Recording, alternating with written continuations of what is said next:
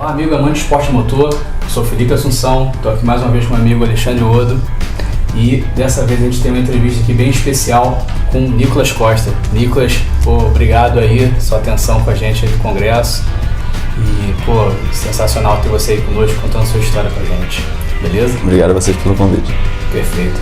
Bom, o Nicolas ele tem 25 anos, ele é piloto profissional da Lamborghini, ele já foi bicampeão carioca, bicampeão paulista, vice-campeão de kart, vice-campeão da seletiva Petrobras de kart, vice-campeão brasileiro, o primeiro campeão brasileiro da Fórmula Futuro, né? E foi campeão europeu e italiano da Fórmula Abarth. Além disso, agora no ano de 2016, campeão italiano do Super GT, né? Que foi um campeonato inédito para o Brasil. De Lamborghini, muito bom. Exatamente. Perfeito. Bom, Nicolas, uma curiosidade, né, que a maioria das pessoas tem é como é que começou isso daí para você? Como é que foi o seu início no automobilismo, né? O que te levou às pistas? Obviamente tudo começou como hobby, né? Eu sempre fui apaixonado por carro, inexplicavelmente, não sei de onde veio, mas sempre foi o que eu mais gostei, a única coisa que eu tive interesse quando eu era criança era carro. Meu pai não tinha condição muito bem de comprar um kart, então a gente tentou todos os esportes possíveis, em todos eu fui terrível. E também não era apaixonado, né? Então isso faz uma diferença. Até o dia que a gente foi brincar uma vez de kart, acabei indo muito bem, para quem nunca tinha sentado em nada. Foi o segundo tempo do ranking das crianças, não piscina de kart, enfim.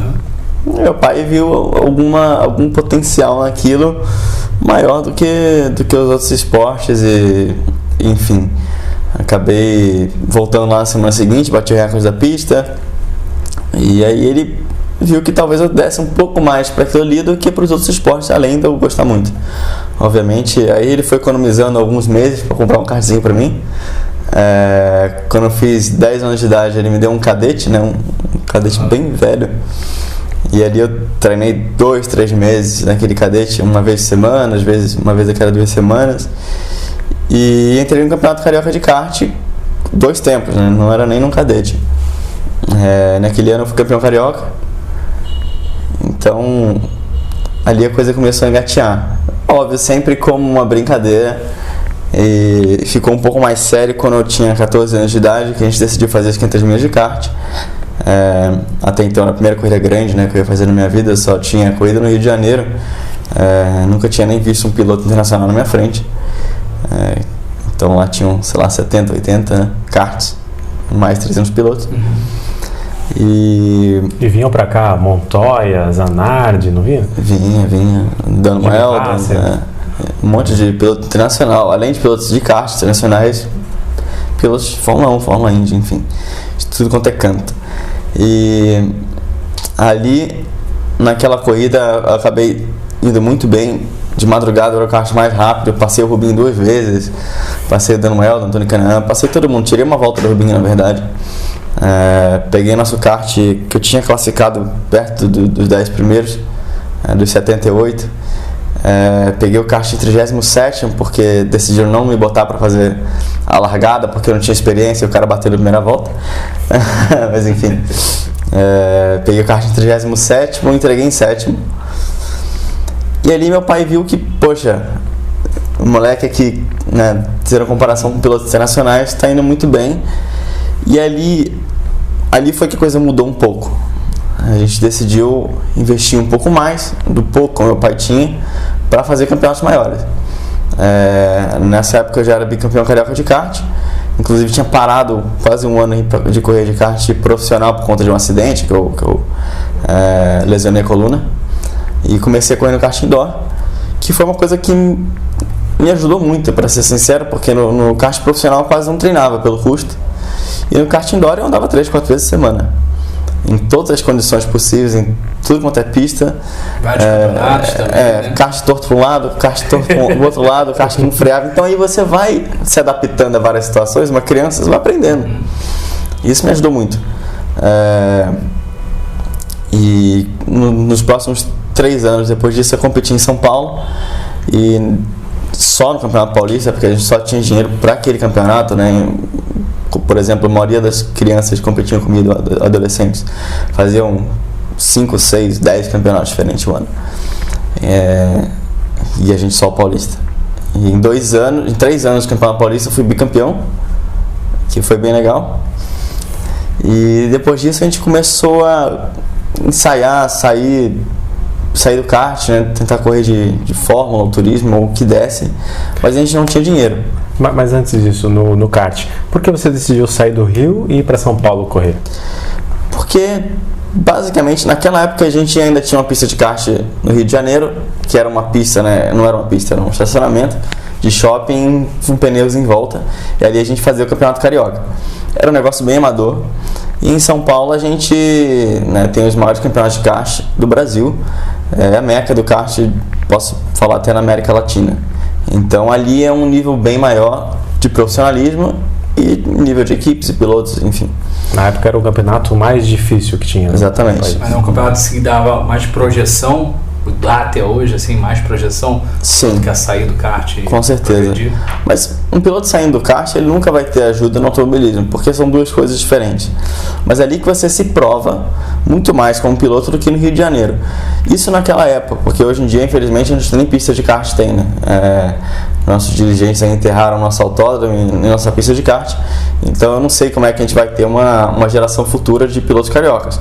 Eu acredito que seja muito difícil, porque você como pai, você não vai pegar seu filho de 8 anos de idade e dirigir 500 km até São Paulo para ver se ele gosta de correr de kart. Isso vai ser impossível. Ou vamos botar aí 2 horas e meia até Volta Redonda, que é a pista mais próxima que a gente tem, uma pista internacional. Então a gente está meio morto, meio não, né? Bem morto aqui no Rio de Janeiro. É uma pena, mas foi esse motivo de eu ter ido para São Paulo. Isso acaba impossibilitando, né, de ter mais sementes sendo plantadas, né? Porque de tantos garotos vingam alguns, né? Agora, se você tem que ir lá para Volta Redonda, como você falou, lá para São Paulo, dali você já tem um número já limitado, você não parte da quantidade que estaria dentro da cidade do Rio de Janeiro, né? Praticando, sim, iniciando a praticar. Com certeza. Talvez aí de 50, 80 pilotos que a gente poderia estar criando, a gente tenha 2, 3, e desses 2, 3 para seguir para frente não é fácil. Então praticamente cortaram nossa árvore frutífera. Então agora para crescer alguma coisa fica difícil. E nesse início, como você conseguia o orçamento para correr? Você falou que, né, muita ajuda da família, do pai, como no início não tem jeito, né? Patrocínio mesmo. Você tem que ter algum aporte financeiro para iniciar nesse esporte, porque é um esporte caro, mas tem jeitos de contornar isso. Minha família não é uma família rica, é uma família que vive bem, mas nós não somos ricos hoje e muito menos antigamente, que era mais difícil ainda. Então, quando eu não dava para meu pai, minha tia dava um pouquinho, minha avó, todo mundo ajudava para eu fazer o correr. Ou até mesmo o kart indoor, que é muito mais barato e permite você treinar em condições diferentes, que foi o que eu fiz. Quando a gente não tinha mais dinheiro para correr no kart profissional, eu andei 2 anos no kart amador. Então, você tem que ser inteligente com o dinheiro que você tem e saber usar da melhor forma possível. Mas mesmo assim você conseguia pequenos apoios, né? Como é que era essa busca? Até para exemplificar para a nossa audiência, né? O pessoal às vezes acha, não, para ser piloto patrocinado eu tenho que ser campeão, super campeão e tal. Não, né? Você consegue bater na porta de hotel e tal. Com certeza, apoio de hotel, às vezes companhia aérea a gente já conseguiu de dar passagem. Então, permutas, não são patrocínios, né? São apoios. Mas coisas que vão desafogando aí no orçamento e com certeza ajuda. Você só tem que ter carisma e conhecer a pessoa certa que vai te dar essas oportunidades. 2 Cs, carisma e cara de pau, né? Carisma e cara de pau, exatamente. Cara de pau principalmente. Carisma vem em segundo plano. E diminui o custo, né? Pô, passagem de avião, hotel, pneu, motor, chassi, né? Legal. Bom, e depois de ser bicampeão de kart lá em São Paulo, você acabou participando da Fórmula Futuro, né? Recém-criada Fórmula Futuro, um projeto do Felipe Massa, da Fiat, com apoio da Fiat. Isso. E você foi o primeiro campeão, né? Da primeira temporada. Como é que foi isso aí? Como é que você chegou lá? Cara, foi um ano muito doido. 2010, eu digo que foi o ano mais louco da minha vida. E com certeza eu acho que um dos que eu guardo com o maior carinho, talvez o que eu guarde com o maior carinho, porque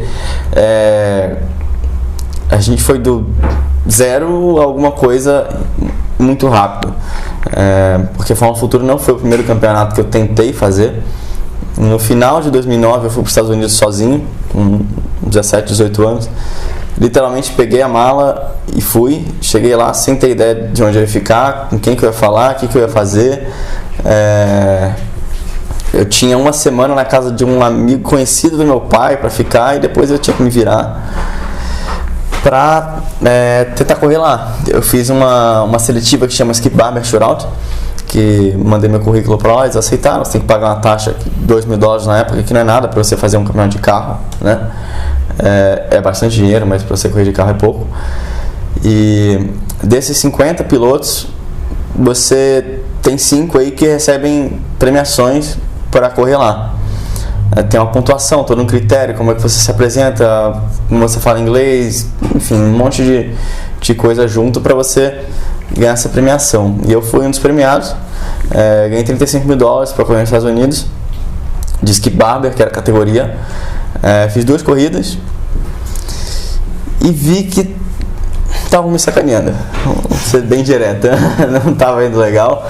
A primeira ali, por sorte, eu terminei no pódio, porque eu abri a última volta em 9º, terminei em 3º, porque era uma loucura o campeonato, todo mundo passa todo mundo o tempo inteiro, foi sorte.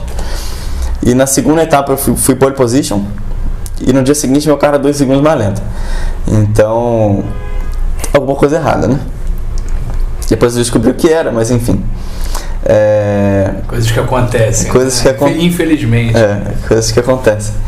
E ali eu não estava satisfeito, eu tive um insight, como é que se diz? Insight mesmo. Insight que eu deveria voltar para o Brasil, porque eu sabia que ia começar a Fórmula Futuro, na época ia começar em 3 meses, 2 meses e meio. Eu tive um insight que eu tinha que voltar para fazer aquele campeonato, porque aquele campeonato me daria, se eu fosse campeão, me daria a chance de correr na Europa. E liguei pro meu pai e falei, pai, eu vou voltar pro Brasil, porque eu acho que é o certo. Ele falou, não, você tá louco, você tá com tudo pago aí, eu não tenho dinheiro pra você correr, como é que você vai correr esse negócio? Enfim, voltei, fiquei 2 meses fazendo de tudo pra conseguir alguma coisa. Fui em todas as concessionárias Fiat com um terninho sozinho. Você pessoalmente? Eu pessoalmente. Colocou a pastinha embaixo do braço? Fui. Exatamente, para tentar conseguir alguma coisa. Por sorte, a primeira etapa era no Rio de Janeiro. E um dia antes do primeiro treino, de começar o evento, eu consegui me inscrever para a primeira etapa, não foi para o campeonato. Veio de uma concessionária? Veio da concessionária. Foi tudo um pouco. E a sua experiência em carro só tinha sido então o Skip Barber lá do... 2 corridas no Skip Barber. Era um carro completamente diferente. E... Não tem asa? Aí tem asa? O Skip Barber ou é sem asa? Tem uma asa de ferro que ela só serve para criar arrasto e vácuo. Entendi. Porque é por isso que todo mundo anda junto o tempo inteiro. Não serve... Porque não faz a função. Não faz a função original, porque é mais rápido sem asa. Então foi assim que o negócio começou. Uma coisa foi levando a outra. Foi bem na primeira etapa no Rio, foi pole position e tal. E, enfim, consegui um apoiozinho aqui para fazer a segunda etapa, um pouquinho mais para fazer a terceira. E da terceira etapa em diante a gente estava liderando o campeonato. E aí eu consegui um patrocínio um pouco mais forte para terminar a temporada, mas assim, terminar a temporada, né? Eu literalmente chegava lá no dia, sentado e corria, porque eu não tinha dinheiro para treinar nem nada. Por sorte tudo deu certo, eu fui campeão brasileiro por 1 ponto. Porque você tem que ter sorte também, não vou mentir. Você tem que ter sorte em tudo na vida, né? E isso sempre me acompanhou quando eu precisei. Eu fui campeão brasileiro por 1 ponto e consegui correr na Europa com tudo pago e entrar para o Ferrari Driver Academy. Muito bom. Então não foi pura sorte, né? Te chamaram para correr, corre aqui, meu amigo, você é muito bom e tal. Não, tem que correr atrás do orçamento também. Pago tudo para você, né? Não é bem assim. Não é. com esse título que você conseguiu, né, na Fórmula Futuro, ganhou um ano a temporada inteira de Fórmula Bart na Itália, né? Isso. Isso foi pago pela organização do evento. Pela organização do evento, entendi. Exatamente. Como é que foi esse campeonato lá, essa temporada? Foi duro, porque na época eu tinha 19 anos. 19 anos já, um homem, né, praticamente, mas enfim, é difícil você sair do seu país de novo sozinho, para um lugar frio, sem conhecer ninguém. Nos Estados Unidos, querendo ou não, eu já tinha feito alguns amigos e todo mundo fala inglês, né? Na Itália não era bem assim. Mas principalmente porque o nosso orçamento era muito, muito pequeno para fazer o campeonato. Eu não tinha direito a treino, não tinha direito a nada. Esse que era o prêmio? Esse era o prêmio, esse era o prêmio. A gente teve que levar assim. Então, o prêmio ele era fazer corridas. Fazer corrida, exatamente. Qualify, corrida. Um warm-upzinho, Não, tinha os treinos oficiais. 5, 6 treinos durante o ano. Beleza. Mas a gente não era tão competitivo. O carro não era tão competitivo, tanto o meu quanto o meu companheiro de equipe. Então, foi sofrível. Eu sempre largava 10º, 12º, 9º. Quando era 8º era maravilhoso. E, assim, eu tentava fazer de tudo na primeira volta, ganhar algumas posições. Sei lá, fazer uma boa largada, ser bem agressivo, tentar passar onde dá. E depois segurar todo mundo, né? Porque a gente não tinha velocidade para estar entre os 5 primeiros. Eu já terminei 5º, 4º, 3º, não sei, 6, 7 corridas. Nessa tática, largar que nem um kamikaze e depois segurar todo mundo. E terminei o ano em 5º, terminei a temporada em 5º, dos 30 pilotos italianos. Não foi ruim, porque o meu companheiro de equipe terminou em 17º. E no ano seguinte eu fechei com outra equipe, porque eu tinha conseguido um patrocínio que dava para uma parte do ano só. E a equipe eu queria correr desde o início, para ser sincero. Eu já tinha até feito uma competição com eles, que foi o Fórmula Albert Winter Trophy, ainda na época da Fórmula Futuro. Mais ou menos nesse esquema, fui fazer um treino, paguei pelo treino, obviamente, porque o dono da equipe tinha me prometido que teriam 3, 4 pilotos lá. O mais rápido faria o Winter Trophy sem pagar. E fui até a Itália, né, tentar a sorte. E aí acabei sendo 1/10 mais rápido que o E aí você participou... meu companheiro. Você já tinha então participado lá da Fórmula Bart? Exatamente. Quando estava na Fórmula Futura, né? Exatamente. De um torneio só, né? Tinha um torneio de um final de semana, 2 corridas. Como é que foi esse torneio? Foi muito legal, porque no seco a gente não era tão rápido, e aí São Pedro ajudou. Choveu no dia da corrida. Choveu torrencialmente, tanto na classificação quanto nas 2 corridas. E terminei a primeira em 4º e a segunda eu ganhei. E na somatória eu fui campeão. Contra pilotos aí que hoje em dia estão até na Fórmula 1. Opa. Quem, por exemplo? O Sergei Sirotkin, piloto de teste. O Raffaele Marcello, que também foi piloto de teste da Ferrari, piloto júnior. Então, caras de bom calibre. O Marcello foi campeão europeu de Fórmula 3, né, da FIA F3, é um piloto muito bom. O Sirotkin está vencendo corrida na GP2. Então, são pilotos de alto nível. Por sorte, mais uma vez, como eu disse, a gente tem que contar com a sorte. Acabou dando tudo certo, a gente levou esse título e eu sabia que a equipe era muito boa. Eu queria correr com eles por isso. E aí, o segundo ano, aconteceu isso. E aí, no segundo ano lá da Fórmula Abarth, você foi campeão, não é isso? Isso. Aí, no segundo ano, a gente tinha orçamento só para fazer metade do ano, porque eu consegui um patrocínio, quer dizer, consegui salvar um patrocínio de um ano para outro. Enfim, eu achei que... Eu botei na minha cabeça que se a gente não vencesse a primeira etapa, pelo menos uma das corridas, eu ia salvar o dinheiro para fazer outra coisa. Outro campeonato, enfim. Para não torrar tudo que a gente tinha e não ter mais chance de fazer nada. E acabei vencendo a terceira corrida da primeira etapa, minha primeira vitória no Campeonato Europeu. E aí alimentei, né, minha esperança de vencer o campeonato. Na segunda etapa a gente era líder do campeonato. E, bom, aí o dinheiro começou a acabar, começou a ficar aquela situação tensa. E a equipe começou a dar uma força. Mas tinha etapa que eu achava que eu não ia correr, que eles me ligavam na terça-feira falando, pega o avião e vem. E pegava o avião, chegava lá no dia do treino e treinava e depois corria. Então foi um ano complicado nesse sentido, sem testes, achando que eu não ia correr. E aí a gente parou, faltando 3 etapas para o final e decidimos que a gente ia fazer nas últimas 3 etapas. Nesse momento a gente estava 30 e poucos pontos atrás do primeiro e decidimos focar e fazer o negócio direito para tentar, né? Treinando, Isso testando. você Então, sem treino, mas ficando na Europa, focando na parte física, estando lá, olhando sempre tudo que está acontecendo, sem essa de ficar indo e voltando e chegar lá no dia da competição virado, que nem eu fiz várias vezes, por achar que eu ia correr, né? E eles acabaram me ligando no último segundo. E das últimas 9 corridas, porque eram 3 etapas, né? Cada etapa são 3 corridas. Das outras 9 corridas a gente terminou 8, 6, alguma coisa assim, quase todos no pódio. Acho que foram 8 no pódio. Das últimas 9 corridas, 8 vezes no pódio. E de terceiro no campeonato, 35 pontos atrás, a gente venceu. E aí foi esse ano que a gente venceu o campeonato italiano e europeu junto, né? Muito bom, né? E começou o ano sem saber se teria dinheiro para mais do que uma corrida, né? Comecei o ano sem saber se eu iria passar a terceira. Caramba. Né? E aí, de novo, eu tive sorte que tudo deu certo, não tomei nenhuma porrada, o carro não quebrou, enfim, deu tudo certo. E a gente venceu os 2 títulos e é o meu maior título até hoje, né? Campeonato europeu. Então foi legal. E que te deu um grande prêmio, né? Que foi entrar para a academia de jovens pilotos da Ferrari, não foi? Não, isso foi a Fórmula Futuro. Isso foi a Fórmula Futuro. E aí... O que ganhou de prêmio nesse... Um abraço. Um abraço? Um troféu grandão? Um troféu. Caramba. Troféu para trazer, né, dentro do avião. Teve um prêmio em dinheiro e tal, mas ficou tudo para a equipe, obviamente. E... Eles te ajudaram, né? Exatamente.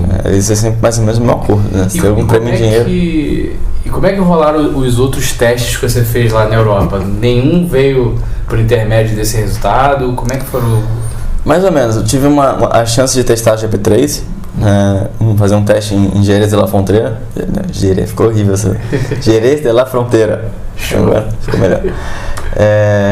Que acabou sendo muito bom também, foi terceiro no geral, né? E melhor dos novatos.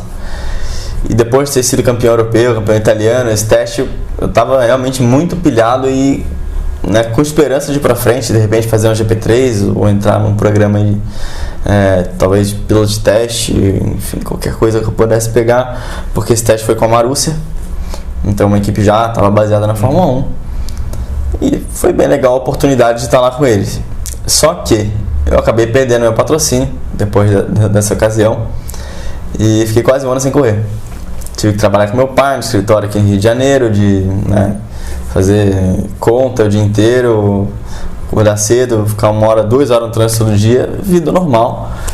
Mas depois de estar no ponto mais alto da minha carreira e tendo em mente que eu tinha condições de ir para frente, foi muito complicado. Eu entrei na depressão, enfim, não queria fazer nada, estava trabalhando, mas triste, né? Porque depois de tudo que tinha acontecido, todas as fases que a gente tinha vencido, mesmo com todas as dificuldades, né? Especialmente com todas as dificuldades, ter que parar e abandonar todo o meu sonho foi complicado. E 10 meses depois,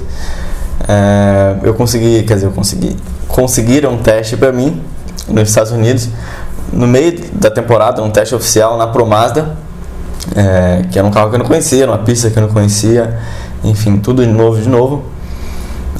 Fui lá, assim, sem ter ideia do que eu ia fazer, do que ia rolar, e o teste foi bom, fui segundo tempo por 12 milésimos do primeiro, e a equipe decidiu dar a oportunidade de fazer as 3 últimas etapas do ano na Pro Mazda, e chegando assim de paraquedas de novo, mas foi bem legal que as 3 etapas que eu fiz todas eu subi no pódio, não venci nenhuma corrida, mas sempre de terceiro, segundo.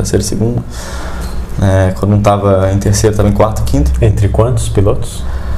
Não eram tantos, tinham 18, 20, não sei. Mas, enfim, foi um bom resultado. E eu mais ou menos entrei num acordo pro ano seguinte da Pro Mazda, conseguindo um pouquinho de patrocínio, se virando, fazendo o que tinha que fazer, de novo no limite, mas início pro ano de 2014. E lá na Pro Mazda, isso daí foi você entrando com um aporte de dinheiro? Ou foi um convite que... Foi um aporte bem pequeno. Entendi. Mesma coisa para correr de kart, por exemplo. Entendi. É um negócio... Então, praticamente foi um convite mesmo da equipe para você correr por ela. Principalmente no segundo ano era um valor simbólico, digamos assim. Bom. E um valor simbólico pra gente é bastante coisa já, né? Mas enfim, valor simbólico pra eles. E aí eu já tinha esse acordo para fazer o ano de 2014, porque a gente viu que tinha chance de ser campeão, e o campeão leva $650 mil para casa lá. É muita grana. Que praticamente cobre uma categoria... Cobre Indy Lights. Indy Lights. Na época, que aí é o passo seguinte para chegar ali na boca da Indy e desviar o caminho, né? Que na época era Fórmula 1 para Fórmula Indy, que é até um bom ponto, até mais competitivo. Então, faltando uns 1 mês e meio, 2 meses para começar o campeonato, chegou um cara e comprou minha vaga. E eu fiquei sem ter onde correr. Até uma semana antes de começar o campeonato, que uma equipe me chamou, porque eles tinham um piloto gentleman, um cara mais velho, que brincava, né, com o carro, que queria aula, coach e tal, e o meu esquema foi dar esse valor simbólico para eles e correr, né, uma equipe que nunca tinha chegado entre os 10 primeiros, nem entre os 12, acho que o melhor resultado deles era um 13º, na época, uma equipe boa, mas sem os recursos financeiros das outras, então complica, porque a gente não tinha teste, não tinha nada. Chegamos em São Petersburgo, que era a primeira etapa, tinha 2 treinos de meia hora e a corrida. Eu não conhecia a pista, circuito de rua, a equipe também não tinha testado esse ano, e a gente botou o carro entre 5, inclusive na frente de 2 dos 3 carros dessa equipe, que eu deveria ter corrido. Enfim, a gente foi melhorando, a gente conseguiu fazer uns testezinhos. A gente teve algumas quebras que prejudicaram como se diz, a classificação geral. Eu já não tinha mais chance. Chegou na 6ª etapa, eu já não tinha mais chance de ganhar o campeonato, porque das 6 primeiras etapas eu não terminei 4. Mas, por exemplo, em Indianápolis, que a gente teve um problema na classificação, larguei em 15º e cheguei a estar em segunda, 2 voltas do final, na frente de várias equipes grandes, tipo Andretti. Andretti é uma equipe da categoria principal. E a gente, né, tirando leite de pedra, equipe tirando leite de pedra, para fazer aquele carro com orçamento tão curto, né, na frente dessas outras equipes, acabei tomando uma porrada por trás na última volta, penúltima volta, e não terminei a corrida. Mas a gente estava lá, mostrando que a gente tinha condições de estar na frente das equipes com grandes orçamentos. E depois disso, o dono dessa equipe, que o cara comprou minha vaga, foi lá na nossa tenda, falou com o dono dessa outra equipe, falou: olha, eu vou comprar a vaga do Nicolas de volta e... Vou comprar o passe do Nicolas. Comprar o passe do Nicolas, exatamente. Uhum. E aí eu mudei de equipe para a etapa seguinte, em Indianápolis, era um oval menor, né? A gente tem 2 ovais lá. Eu já tinha tido uma etapa em Indianápolis no circuito... O misto, né? Misto, E agora esse é oval. E, enfim, nessa época eu acho que eu estava 68 pontos atrás do líder, um negócio assim, era muita coisa, não tinha a menor chance. Da segunda metade do ano para o final, eu acho que eram 8 corridas, o nosso pior resultado foi um 5º. E eu terminei o campeonato acho que 32 pontos atrás do primeiro. Então ficou aquele gostinho de, sabe, poderia ter tido alguma coisa a mais. A gente somou os pontos que o piloto que comprou minha vaga fez no meu carro e os pontos que eu fiz. Pode ser que eu fosse pior que ele nas primeiras etapas, pode ser que eu tivesse feito mais pontos, mas enfim, eu seria campeão por 3 pontos. Então ficou todo mundo com a dor de cotovelo aí, grande, tanto eu quanto ele. Mas não te valeu para o ano seguinte? Opa, aí, a gente conseguiu. Adivinha o que aconteceu? Compraram a tua vaga. Aí eu fiquei. Compraram a vaga. Não tinha mais jeito mesmo, não tinha o que fazer. E acabei que em 2015 tive um telefonema da Itália, que é a equipe que eu fui campeão europeu, tem um bom relacionamento com a Lamborghini. Estava tendo a oportunidade de começar um programa de Fórmula com eles e ter 2 pilotos oficiais para correr no Japão. E ele me perguntou: você quer ir correr no Japão de Fórmula 4, que era uma categoria teoricamente abaixo da que eu estava fazendo, eu teria que dar um passo para trás, num país totalmente novo. Mas eu falei: olha, Tudo novo, sozinho de novo. Por que não? No Japão. Por que não? Fui lá pro Japão, peguei minha malinha de novo, cheguei lá. Falando bem japonês? Falando fluente japonês, não sabia nem usar hashi. E, bom, foi um ano difícil, a gente não ganhei nada. A gente só foi competitivo na primeira etapa, depois disso a coisa desandou completamente. Sofri bastante, porque até então todos os campeonatos que eu tinha feito a gente tinha sido competitivo. Cheguei a largar em 31º, não é um orgulho, mas falo isso de peito aberto, foi uma experiência que eu aprendi bastante. Mas isso me deu a oportunidade. A ideia geral era entrar no programa da Lamborghini, né, de pilotos oficiais, e foi por isso que eu aceitei para o Japão. E já esse ano, com essa porta meio aberta, mas precisando de alguns acordos para eu correr no GT, né, que é uma modalidade nova. Você já sabia que o caminho seria te levar para o GT? Exatamente. Você já sabia desde o início, né? Essa era a ideia. Bom. E aí, no início do ano, a gente conseguiu viabilizar o campeonato para esse ano, sem todas as dificuldades de antes, né? Já sabendo que eu provavelmente faria o ano inteiro. Não sei se eu fosse muito mal mesmo, que eu não faria. Mas a coisa foi bem legal. Na primeira etapa a gente já venceu, o que eu não esperava. Não sabia quão competitivo eu poderia ser com esse tipo de carro. Não conhecia os pilotos do campeonato, assim, de nome, mas nunca tinha competido, né? O pessoal corre geralmente no GT mesmo. E o carro o ano inteiro foi muito rápido. A equipe fez um trabalho fenomenal de novo. A mesma equipe que eu fui campeão europeu, campeão italiano, que eles ingressaram no GT ano passado. Então, e como é que funciona? Até para você explicar para quem não conhece aí o campeonato GT italiano, né? GT.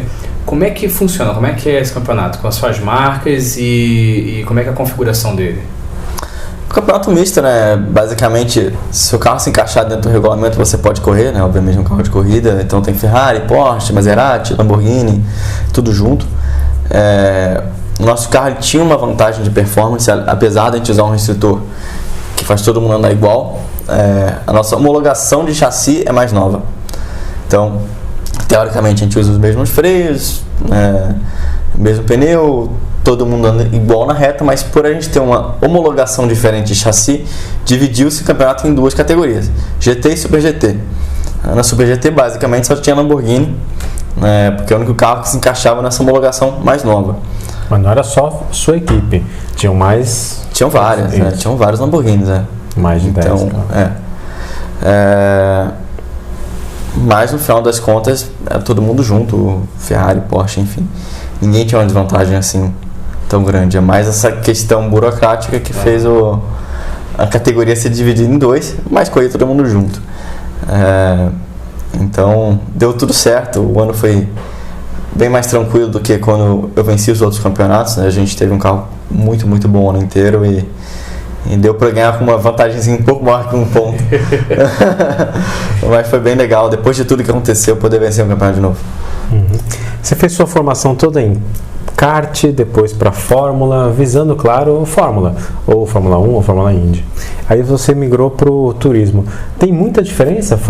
Você se adaptou assim tão rápido que venceu sua primeira corrida no turismo? Como é que foi? É fácil? É a mesma coisa? É brutal a diferença, é muito grande. Eu tive a sorte de fazer alguns treinos antes e fazer a final mundial do Lamborghini Super Troféu, que foi em Sebring, nos Estados Unidos, que é uma pista muito difícil. Então lá eu tive alguma quilometragem antes de começar o campeonato italiano. Mas na final mundial eu apanhei que nem mulher de malandro. Muito. Mas ali eu tive 2-3 meses para refletir sobre onde eu tinha que melhorar, o que eu aprendi com aquela experiência, e já cheguei no início do italiano muito, muito mais bem preparado mentalmente, né, para encarar aquilo ali. Então eu achei que realmente não esperava vencer a primeira etapa, mas aconteceu. Não posso reclamar, né? Legal. E essa adaptação, a equipe te ajuda na pilotagem ou só te ajuda em fornecer um equipamento rápido? Eles têm uma ideia de como o carro funciona, mas eles não podem dizer, você vai frear aqui, vai entrar com essa linha, vai, enfim, fazer nada muito específico, né? A gente analisa a telemetria, todas as informações que tem lá, mas cabe a você, o meu trabalho é me virar para achar o tempo. Então, faz parte, né? Muito bom. E você já teve 2 participações aí na Stock Car Brasil, né? Qual é a principal diferença entre esses 2 carros, né? Porque a gente fala, é turismo, mas a gente sabe que o Lamborghini é realmente um carro, né? De rua, homologado para andar em rua, só que é um carro de corrida. Né? E a Stock Car não, é um carro preparado só para corrida, é um chassi tubular, né? A principal diferença aí de pilotagem, é parecido ou não tem nada a ver? É diferente, é mais parecido que um Fórmula com turismo, obviamente, mas são 2 carros construídos de forma completamente diferente. Obviamente o Lamborghini é derivado de um carro de rua e completamente modificado para virar um carro de corrida. Já o Stock Car é 100% um carro de corrida com chassi tubular e tem uma bolha para parecer um carro, mas não é nenhum carro, né? O Stock Car tem motor dianteiro, o Lamborghini motor central, então muda um pouco a tocada, mas no geral eu achei o Lamborghini bem mais fácil, principalmente porque a gente tem controle de tração, ABS, um monte de mimos aí que ajuda você a chegar lá, mas ao mesmo tempo isso dificulta um pouco, porque você precisa entender como é que funciona a ABS, entender como é que funciona o controle de tração. Cada mapa que tem o carro, são diferentes mapas para cada situação, mas o contato inicial com certeza é mais tranquilo. Entendi. Bom, no Italiano do GT você tem relação com a Lamborghini. Como que é essa relação? Você é funcionário da Lamborghini, eles te auxiliam em alguma coisa? Como que funciona isso? Não, eu trabalho para a equipe, né, que é uma das equipes cliente, mas é uma equipe cliente oficial praticamente, né, que tem um bom relacionamento, tanto é que eles têm a equipe de Fórmula 4 no Japão e tem todo ano 2, 3 pilotos oficiais. Então eu tenho um contrato com a equipe e com a Lamborghini, são 2 contratos separados e a gente basicamente faz virar um, né? Entendi. E esse título de campeão, ele te abriu as portas para o futuro? O que está rolando aí? Quais são suas perspectivas para o ano que vem? Então, eu não sei exatamente o que vai ser possível fazer, se eu vou correr, se eu não vou correr, do que eu vou correr. Mas com certeza o título ajudou muito, era necessário ganhar esse campeonato. Porque, obviamente, quando você já tem um budget, um patrocínio, você quer correr de alguma coisa, você chegou em segundo, terceiro no campeonato, é bom. Mas se você não tem, você tem que vencer. Você tem que vencer e não só isso, né? Ser um bom profissional fora da pista, porque aí sua chance, obviamente, aumenta de emplacar em algum lugar, tendo condições financeiras menores do que os outros. Então, para mim era crucial vencer e, graças a Deus deu tudo certo aí. Você enxerga assim que um garoto hoje, né? Vamos botar assim que não que tenha total restrição financeira, mas que tenha, né, uma realidade não tão abastada assim, vamos dizer. Consegue fazer esse mesmo caminho que você fez? Olha, depende... De porta em porta, botar o terninho? Consegue, mas depende de alguns fatores aí, principalmente. Primeiro, eu acho que sorte. Acho que você tem que estar no lugar certo, na hora certa. Ter persistência, saber que você vai abrir mão de muita coisa, você vai abrir mão de sair com seus amigos, você vai abrir mão de saber o que está acontecendo com todo mundo à sua volta, porque você vai viajar, vai, enfim, fazer o que você tiver que fazer, vai passar por perrengue, porque eu fui mecânico, eu limpei banheiro, eu fiz um monte de coisa por trás dos panos, o que for necessário, que fosse necessário para eu continuar minha carreira, porque você tem que ser obcecado com isso. Mas principalmente você tem que usar o dinheiro que você tem à disposição de maneira inteligente. Você tem que pesquisar o que pode te levar para frente, o que você quer fazer, qual o seu objetivo e usar isso da melhor maneira possível. Porque se você queimar tudo num campeonato que pode ser caro, pode ser até alto nível, mas que não for te levar para frente, acabou. Para onde você vai? Eu tive sorte de, na minha época, ter campeonatos que davam uma premiação suficiente para eu continuar minha carreira, mas ao mesmo tempo eu também ralei muito. Então, tudo isso junto, você cria uma chance. Mas não é fácil. E vale a pena? Com certeza. Com certeza. Eu acho que o importante na vida, eu tenho uma filosofia que quando eu for velho, mesmo que se eu não tiver atingido todos os meus objetivos, eu corri atrás dele com 100% da minha capacidade, da minha energia, até onde eu pude e sem nenhum arrependimento.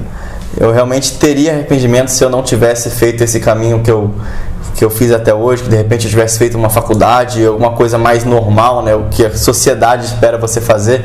De repente eu estaria ganhando mais dinheiro, de repente, enfim, podia estar com um carro melhor ou qualquer coisa do tipo, mas com certeza, se eu posso afirmar, eu não seria mais feliz. Então você tem que procurar aquilo que te faz feliz. Muito bom. E deixa eu te perguntar, piloto e patrocínio, né? O piloto precisa do patrocínio.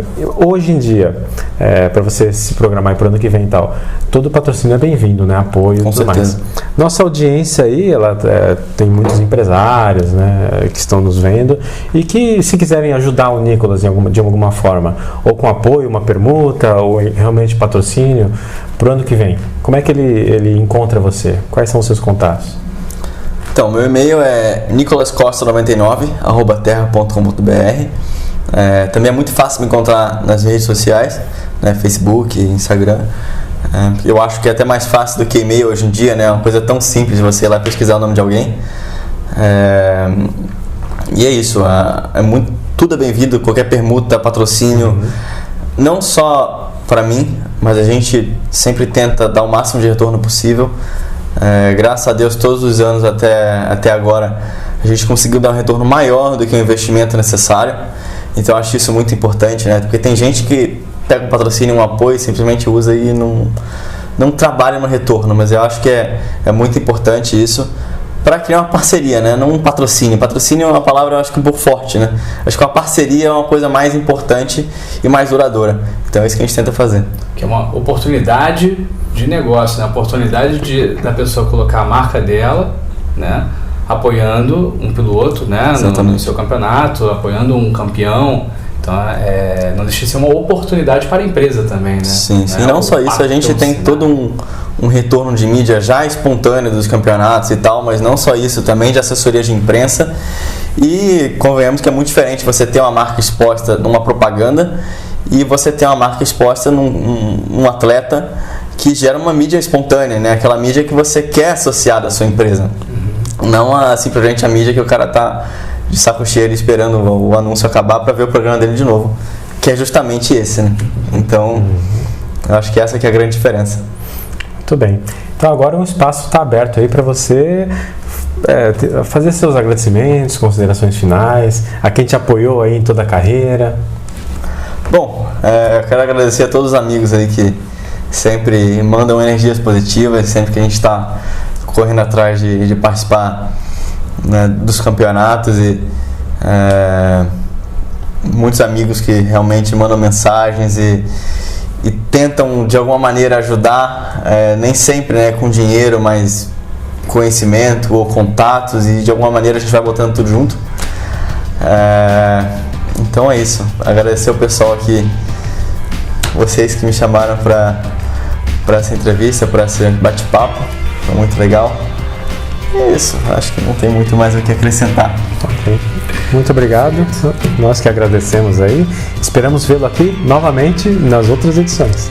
Com os próximos campeonatos, né? Com certeza, vamos correr atrás. Valeu, obrigado, Nicolas. Valeu. Valeu.